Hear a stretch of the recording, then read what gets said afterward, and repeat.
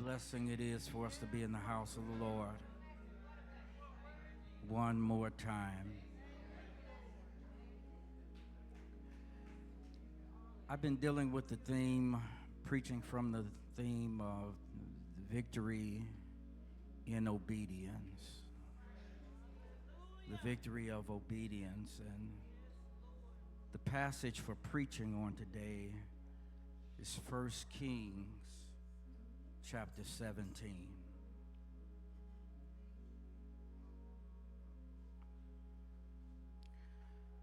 1 Kings chapter 17. We'll be dealing with the entire chapter, but I want to highlight some verses for us to look at during our reading. First, we want to read verse 6, reading from the NIV. 1 Kings chapter 17, verse 6 reads, "The ravens brought him bread and meat in the morning, and bread and meat in the evening, and he drank from the brook." Next, we want to go to verse 16.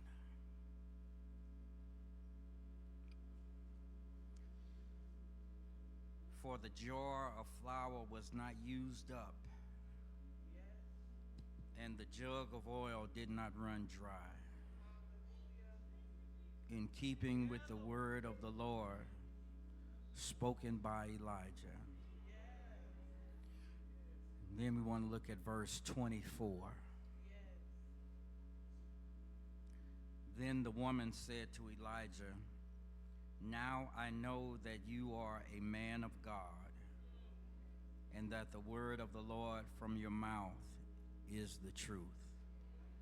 Amen. Thank God for his holy word. We ask for your prayers today as we preach from this thought, part of the package. Part of the package.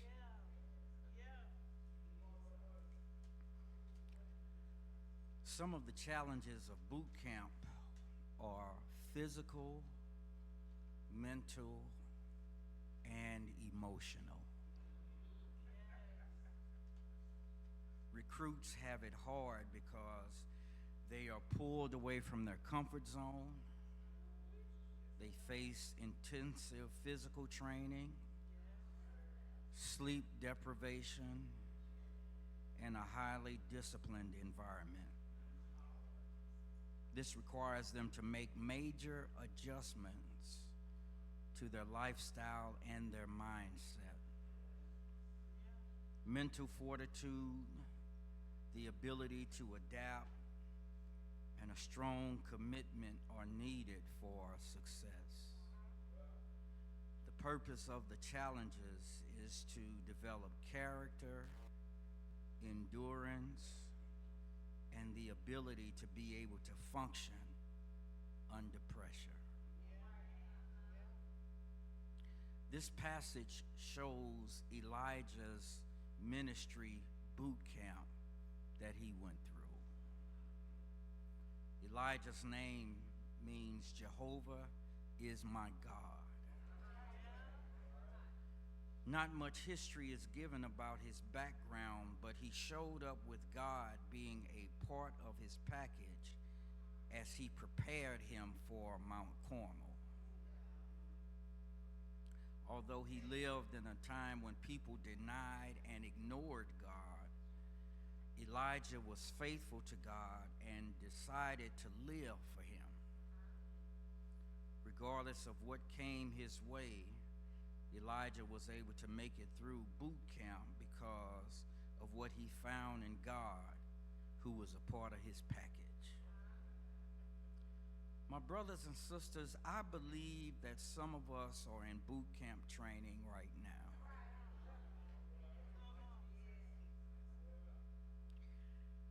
As we try to find victory in life, we must be mindful of our relationship with God and what's a part of the package. This boot camp training prepares us for what lies ahead. We shouldn't think that serving God will be filled with blessings or be a flowery bed of ease.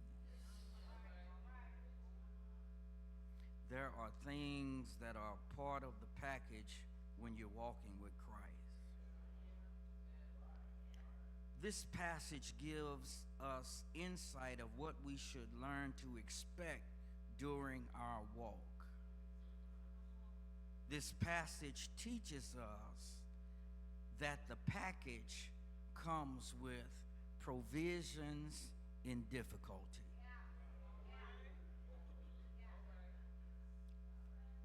Provisions in difficulty. And I want you in your devotional time, I want you to go back and read this entire chapter so you can see what's happening. You will see that Elijah had to move to the brook of Cherith to hide out from being attacked after he said that there would be no more rain, because people stopped believing God and they started believing Baal. Their focus changed after following Ahab and Jezebel. Elijah's life became hard and difficult. He had to depend on the birds to bring him food while he was hiding out under the radar. They fed him every day and every night while he was staying at Cherith in difficult times. Let me help you understand. I wanted to say all of that so that I could say this. Difficulty is part of the package.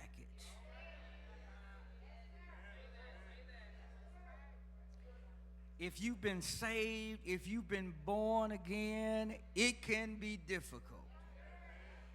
It can be hard walking with the Lord. We got to know this and we got to understand this, because we got to be careful with who we follow. Yes, Ahab was the king, but he wasn't right for the position. He wasn't a godly man, and he was throwing people off track. Israel had a God, but Ahab started talking all his foolishness and turned their attention away from God and put it on Baal. You can't follow everybody, because all teachers are not godly teachers. I know I'm right about it. Let me see if I can give you an example. That there are a lot of evangelicals, a lot of people with different persuasions, and a lot of MAGA supporters who are all disappointed because they thought he was going to be working for them. But as it turns out, he's attacking them just like he's attacking us. That's why you can't follow everybody. This is important for all of us in here. We looking good. Just take a look around the sanctuary. Look at us. We look good, don't we? We got our comfy swag on. We look like we got it all together, but can I help you with something? You better prepare for the drought.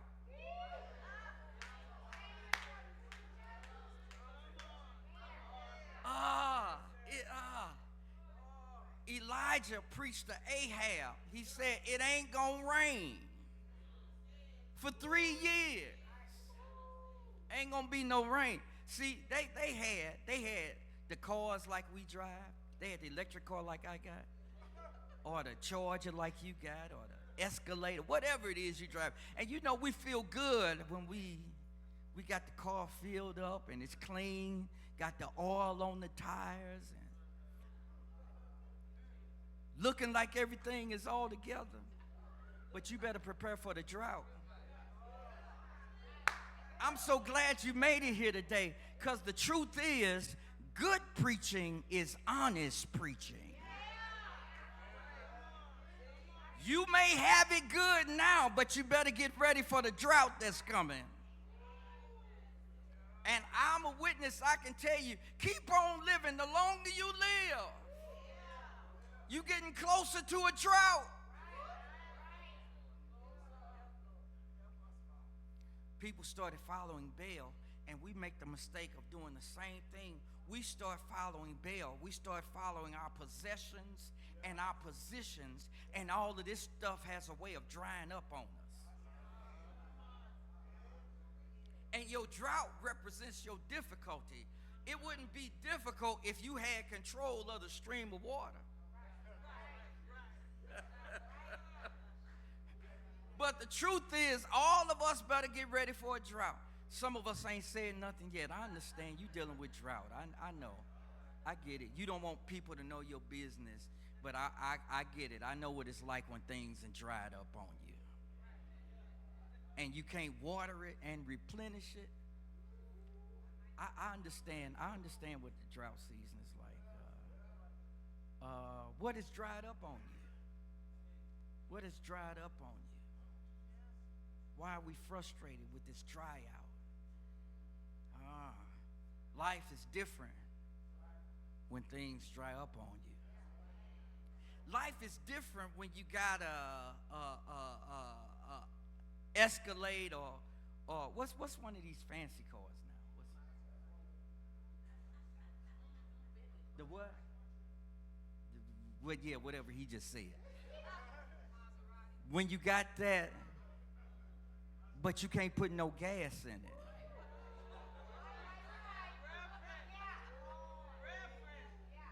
That's a dry up. It's a dry up. And that's why you better get ready for the dry up, and you better get ready. You better prepare to move. Provisions and difficulty. You got to be ready for the drought. You got to be ready for the move. That God told Elijah in verse 3. He said, leave here and go hide yourself. Sometimes when things are difficult, God will move you to hide you, to protect you, to provide for you, and to get closer to you. And the problem with some of us, we don't want to move.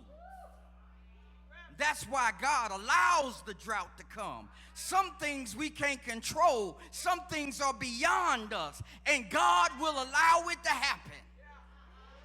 I know I'm right about it. Some of us ain't prayed like we should because the water is flowing.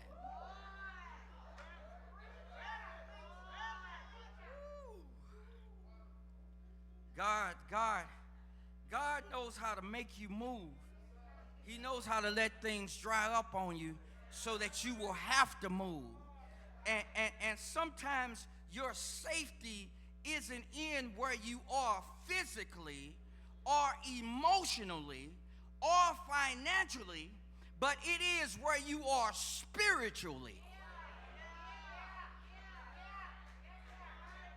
Some of us in here got good jobs, but it's dry.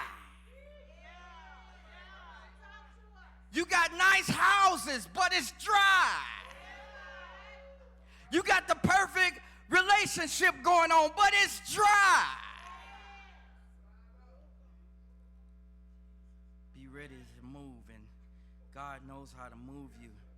And sometimes the Lord will move you because you need to get closer to Him.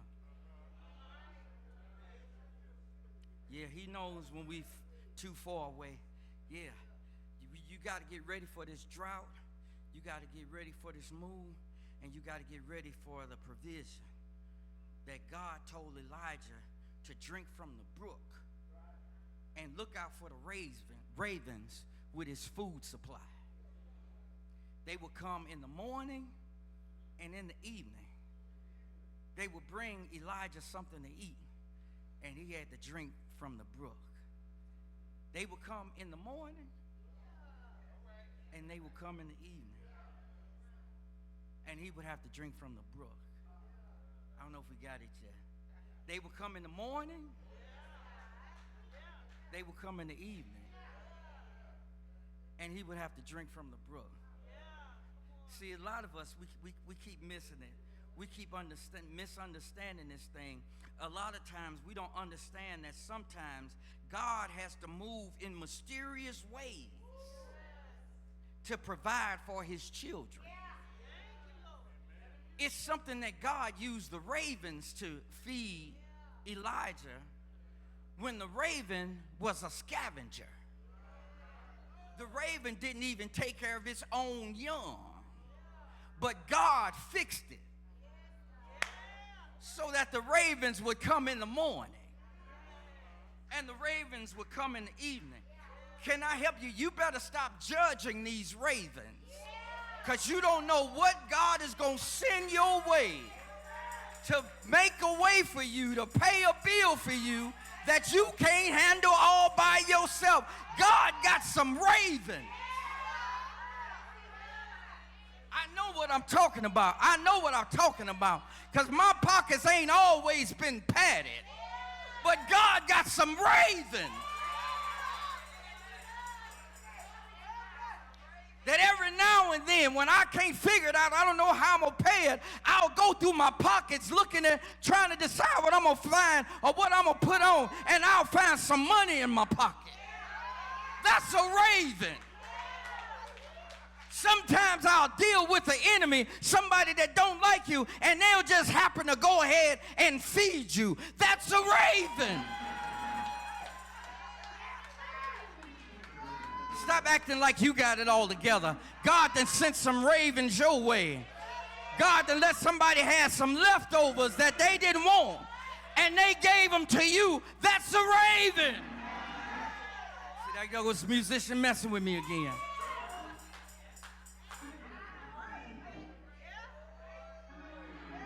But that's a good place to end right there. Thank God for the raven.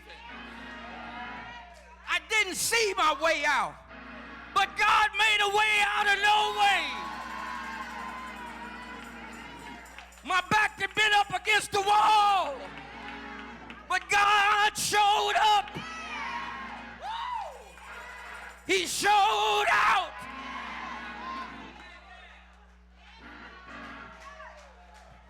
You ought to help me. You ought to thank God for the ravens. Some of them that came in the morning. Some of them that came in the evening. Thank God for the ravens. Thank God for blessing me. The Lord is blessing me.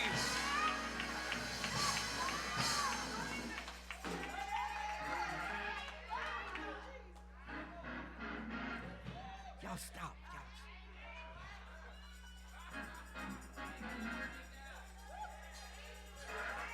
I feel pretty good right now.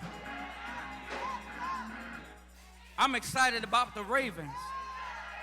I just got to go ahead and tell it. I done had people to put money in my hand. Woo! When I wasn't expecting it. Those are those ravens. I done had bill collectors cancel debt. Those are ravens.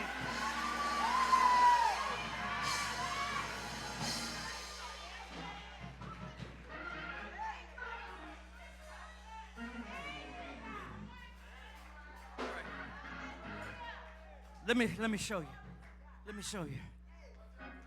That's a part of the package. Provision and difficulty. I know what it is to have my back up against the wall. I know what it is to not know how I'm going to pay these bills. But God got a raven. Yeah! Yeah!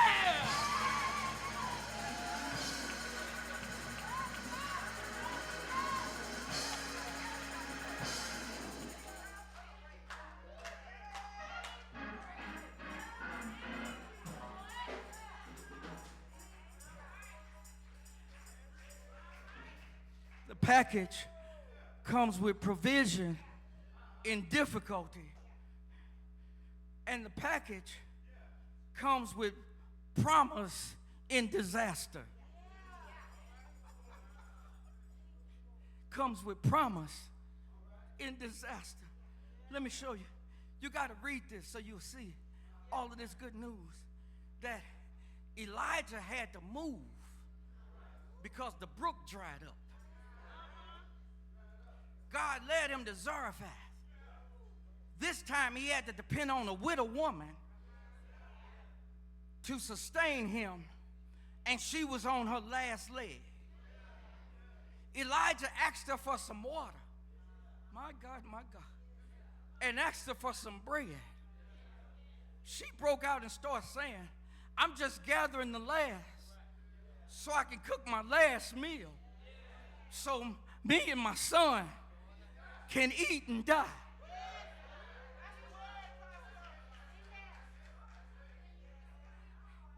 Elijah said, I get what you're saying, but don't be afraid.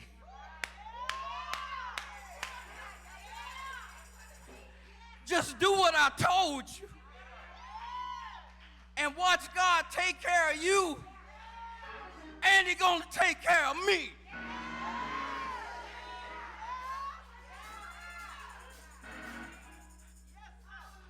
Understand that disaster is part of the package.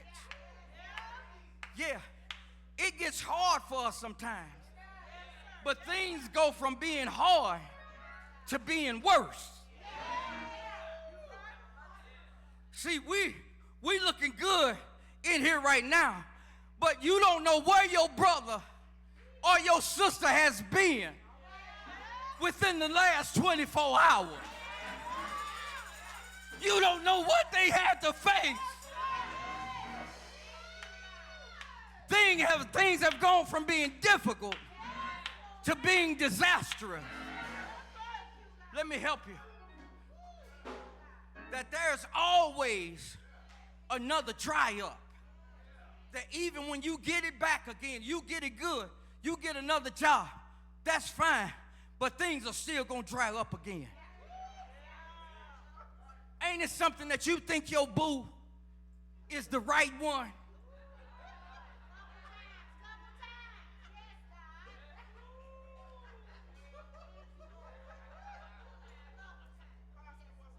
Your boo is your everything.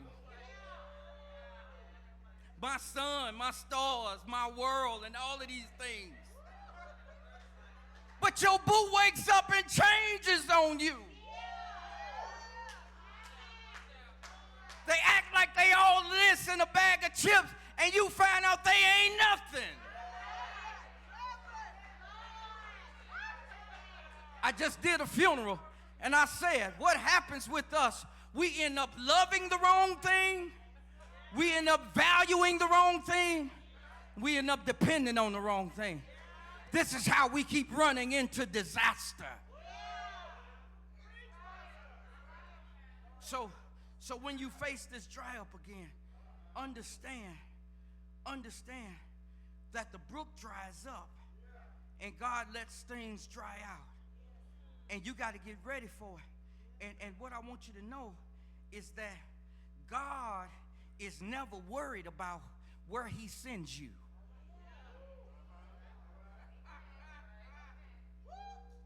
God told Elijah to go to Zarephath. The brook at Kerith dried up. The ravens stopped flying.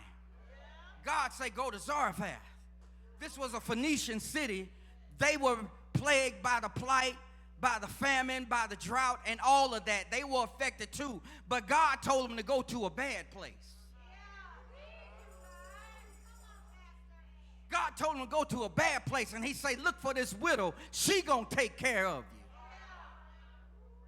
God ain't never worried about where He send you. This is why we got to learn how to trust Him and follow Him, because God knows what He's doing. It may not look like it's going to work to you, but God knows how to make it work. God knows how to bring your insufficiency together with somebody else's insufficiency, and that's room enough for God to create a miracle. Does anybody know what it is? You don't know what you're going to cook, and you start looking in the refrigerator and start pulling bits and pieces together, start making a meal, and you're able to feed everybody, because God can make a miracle. Yeah! Yes, he gave.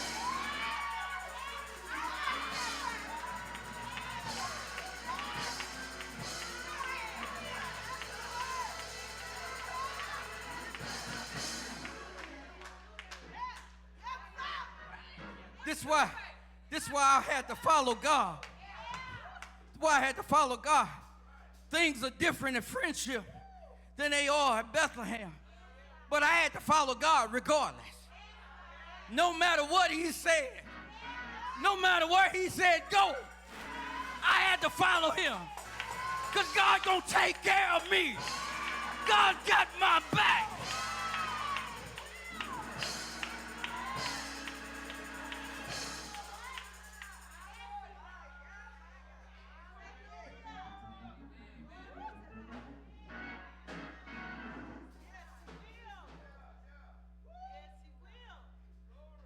That God's supply is never affected by your lack.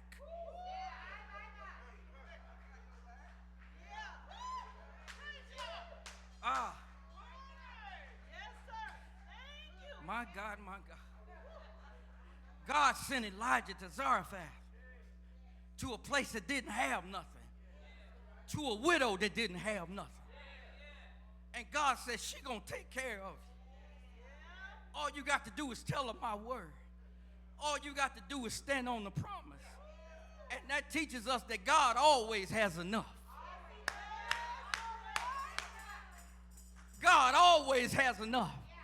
Has anybody ever had your back to the wall and you didn't know how, you didn't know where, you didn't know when, but God showed up?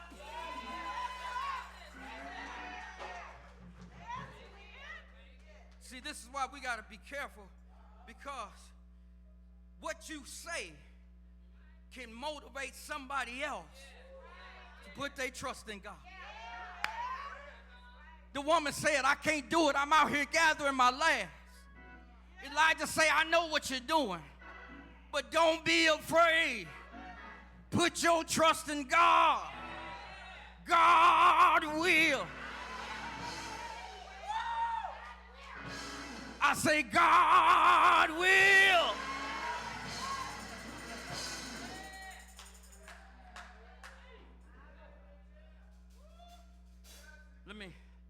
All right, I got to hear it. I got to get out your way. This teaches us to trust God. So this is a part of the package. As we going through boot camp, I hope y'all get these lessons.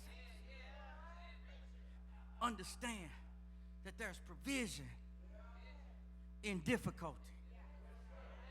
There's promise in disaster. And there's purpose in death. You got to read it. You got to see what's happening. That Elijah stayed at the widow's house, and her son got sick, and he died. The woman was blessed. She blessed Elijah, and then turned right around and started blaming Elijah. She thought that he was the reason why her son died. Elijah kept his composure, and he knew what to do. He took the little boy up to his room. He started praying over him. Put him on his bed. He laid on him. Asked God to restore the little boy's life. God answered Elijah's prayer, and he was able to get a boy back to his mom. The woman learned to trust in the man of God, because God works through those that he chooses to work through. Let me help you understand something. Death is a part of the package. All of us that are in here now, we got a death day coming. The death ratio is 1 per person. And if Jesus delays his return, we all gonna make it. Death is a part of the package. And you got to be careful with this, because death can cause misunderstanding. I just did funeral Thursday and did a funeral Friday. And death can easily cause misunderstandings. We don't often know how to handle it when someone checks out here, someone that we love. That this widow woman blessed Elijah, and she turned right around and started blaming him for her son's death. Now remember, before all of this happened, she was getting ready to eat her last meal so that her and her son could eat and die.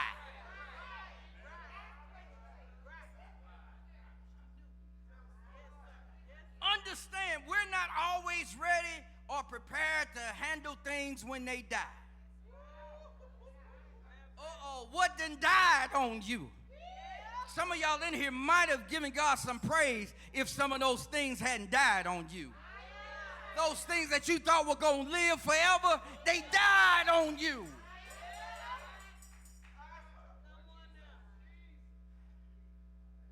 Don't shift the blame for your problems.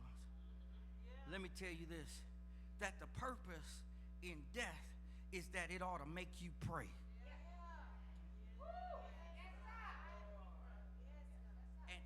And I think this is a sign that some of us ain't praying enough. When you get in the surroundings of death, you need to start talking to God.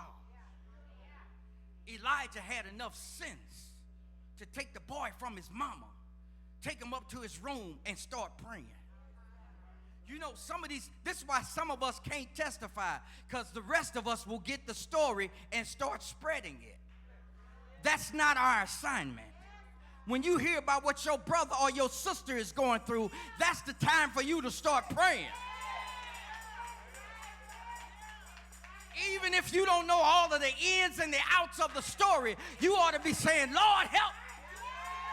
You ought to be saying, in the name of Jesus.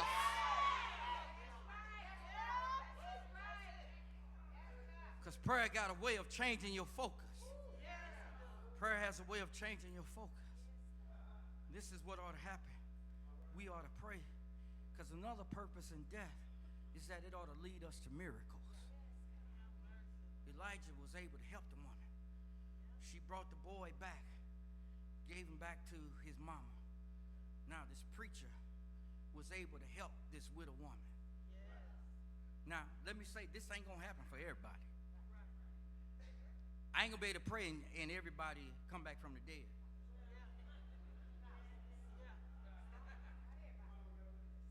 Because if I had that power, my daddy would still be here.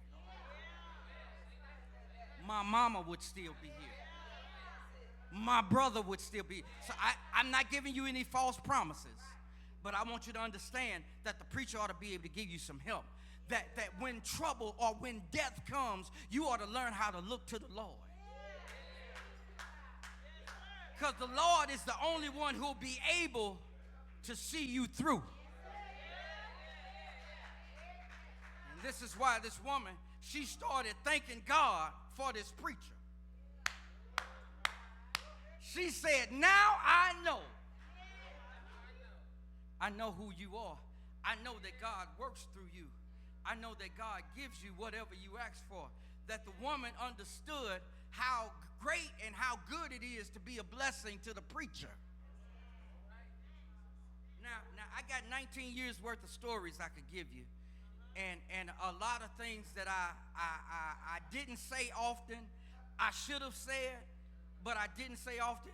But going through this training and transition and the victory of obedience, I got to tell you what the Bible says. It's a blessing to be a blessing to the preacher. If you want the prophet's reward, bless the prophet.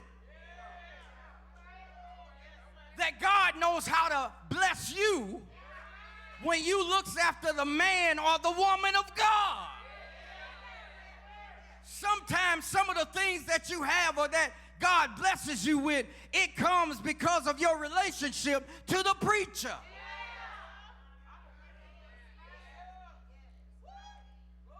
Thank God for the preacher.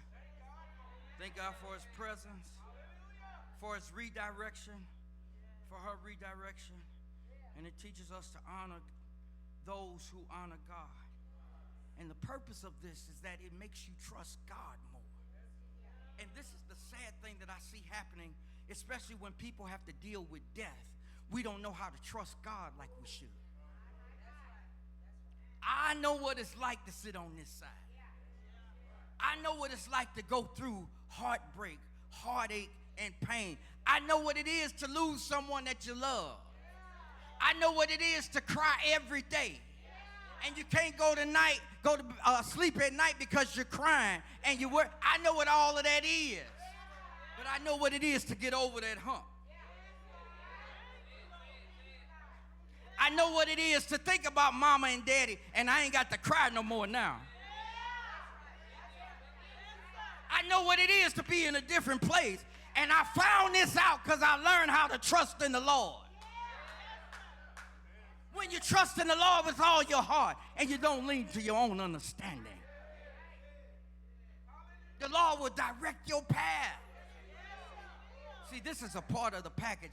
I want you to know, I want you to understand that it ain't going to always be easy, that everybody in the church ain't going to like you. Everybody in here ain't going to like you. Truth be, I know everybody in here don't like me. So, I'm still trusting in the Lord. Trust in the Lord with all my heart, no matter how hard or how difficult it may be. If you need some provision while it's difficult, if you need his promise while things are disastrous, or you need a purpose during death, you got to look to the Lord. Let the Lord make a difference in your heart.